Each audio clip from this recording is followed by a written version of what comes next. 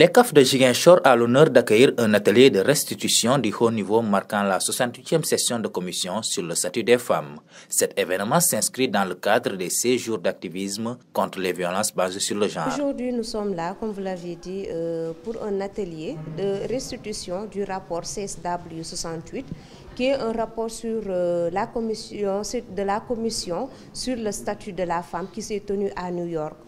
Aujourd'hui, ici à Ousoforal, on a voulu faire la restitution de ce rapport pour les organisations de la société civile qui sont ici locales.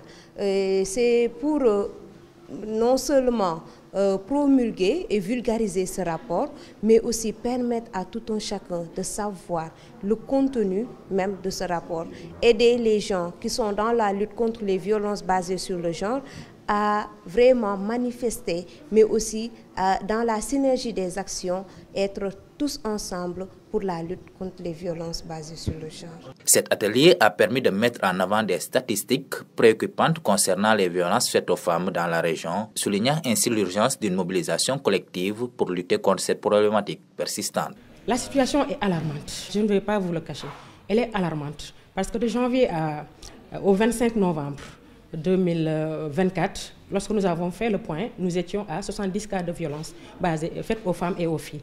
Mais du lundi 25 à nos jours, nous sommes à 76 cas de violence. Donc vous voyez, en l'espace d'une semaine, on a reçu presque 6 cas de violence qui se sont greffés aux 70, donc ça fait 74 cas de violence.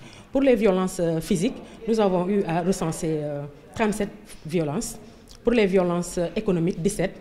Pour les violences sexuelles, 13, et les violences psychologiques à 9. Ce qu'il faut, c'est un peu renforcer cette synergie pour une prise en charge beaucoup plus holistique des victimes de violences basées sur le genre. En réponse à ces défis, des mesures d'accompagnement seront prochainement instaurées afin de répondre aux revendications des femmes, témoignant d'une volonté d'agir concrètement.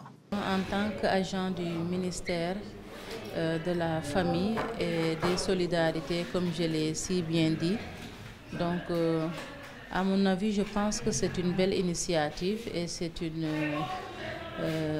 une occasion aussi que les femmes puissent porter leur plaidoyer envers le ministère pour que leurs doléances puissent être tenues en compte dans la stratégie de développement 2025-2029.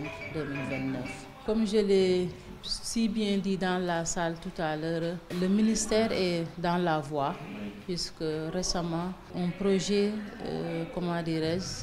est en phase de validation qui parle sur les violences faites aux femmes. Et le thème d'aujourd'hui, c'était la même chose. Donc je pense que toutes les questions qui ont été soulignées tout à l'heure ont été prises en compte dans ce sous-projet. Cet atelier représente un pas significatif vers un engagement renforcé en faveur des droits des femmes, promettant un avenir où chaque femme pourra vivre en toute dignité.